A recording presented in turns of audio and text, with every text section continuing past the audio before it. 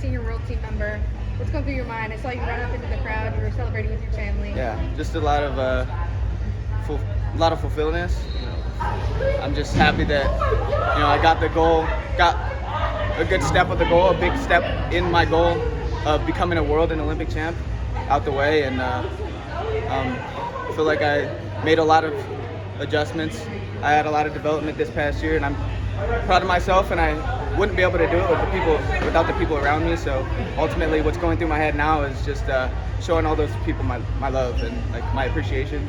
So right away after my match, I wanted to point at them, give them my appreciation, and run up in the stands, show them some love, and then of course all the fans and the kids and stuff. That's a big part of what I do. I want to be a good role model for the person that kids should aspire to be like, and someone I think that I just want to show some love. I just want to show love. That's what's going through my mind. That was a real tough one. Very physical. Joey left there very bloody. I mean, you guys were going at it. So yeah. Talk about how physical that match was in those 50-50 positions that were so close that you're able to get enough out of it. Yeah. It's always physical. I mean, that's the name of the game. So I was expecting to get bloody, get physical. I actually came out with a lot less wounds than I usually do. So that's funny. But as far as like winning in positions into small intricate positions, I practiced those. I've been there. I have really freaking phenomenal coaches that put me in those positions every day, and so I'm used to it. I'm ready for that. And it's crazy to say that because of how many positions you could possibly be in this sport. It's such a crazy art that like I'm in those, and like my coaches are just the top of the top, and they're able to make me feel comfortable in those crazy positions. Yeah, tell us about the training situation. You moved over to Cliff Keen.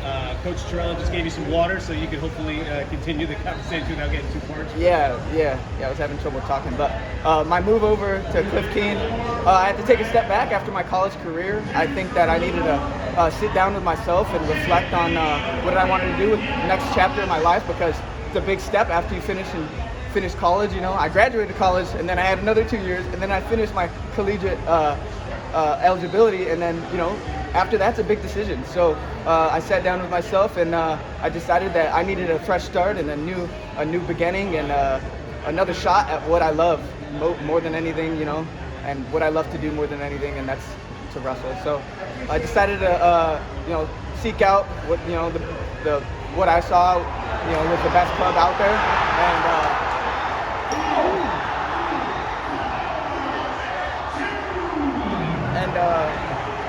Cliff Keen is was that decision. Literally, you talked about your changing your focus to freestyle. It worked out pretty well for you.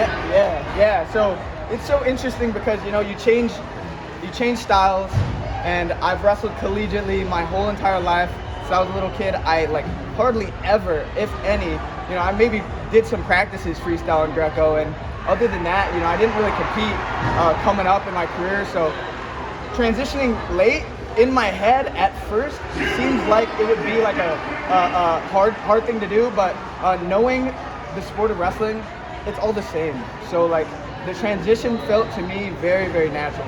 The little things that I picked up in terms of technique, I feel like I was able to learn them at a higher degree because I already knew this, because I already know the sport and the feel, that whenever I learn those techniques for the first time, I'm able to lock in exactly those little details that you normally don't see because you have all these reps and you have this habitual nature of hitting these moves, but maybe your technique's off just by a little bit. So learning that while having all that experience just in the sport was, I think, an advantage. So that's how I kind of twist it. Also on 65, it's one of the most competitive weight classes internationally. Yeah. And you'll be going to Zagreb to take on the best in the world. So have you given that any thought yet? Oh yeah. I went to the first rank, or I don't know, I think it was second ranking series in Albania, and I wrestled who's ranked number 1 right now, Hamzat Khalili, and I got to feel him out, and I become a better wrestler when I'm able to feel a guy out, feel my opponent out, and I think I make really good adjustments And I'm ready to go get them. I'm ready to go get all these guys. One of the things that I came out with, my perspective coming out of that Albania tournament was that